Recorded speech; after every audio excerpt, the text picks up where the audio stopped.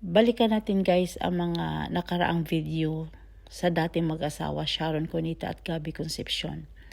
Dahil magsasama sila muli sa kanilang concert, Their Heart Concert Tour sa USA and Canada. Panoorin natin o balikan natin ang mga video nila na they are very sweet to each other. At sinubuan ni Sharon Cunita si Gabby Concepcion at si Gabby Concepcion naman ay sinubuan niya si Sharon Cunita. Sino bang mag-akala na magkahiwalay talaga itong mag-asawang ito at sino bang mag-akala na hindi sila magkabalikang muli? So talagang maniniwala na tayo sa kasibihang pinagtagpo pero hindi tinadhana. Panoorin natin guys. Balikan lang natin ang mga nakaraan. Welcome back to my show, and we have our special guest, Sharon Cunita, right beside me. Thank you very much for having me on The show once again. TGC.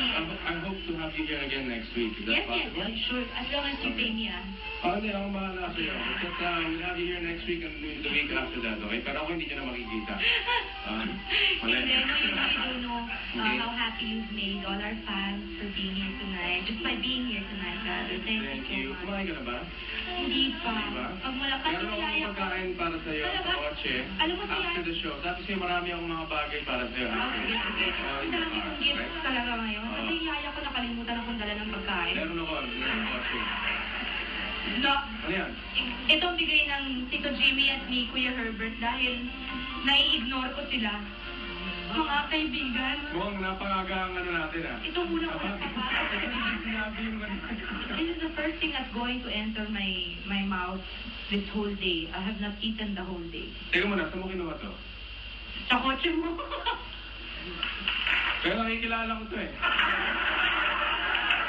Teka, natatawa siya, wala ka sinasabi. Tito Jim, naminis mo na ako. Oo nga eh. Oh, you eat.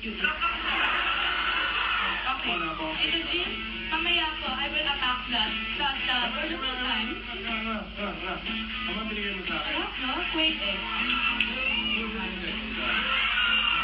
Napaka-sweet mo talaga. Bas. Mamaya na. Mamaya lang. Tito Jimmy, okay lang po. Tito Jim, salamat po. Okay, mamaya na tayo kumain. Tuloy na lang natin mamaya yan. Pardon my chewing while I talk. But Tito Jimmy, you might forget this is our food, you know? Sorry, mag-usap muna kayo. Ladies and gentlemen, Do not eat. Okay, with thank us you. tonight, our guest, baka makalimutan natin See you makita later. sa pag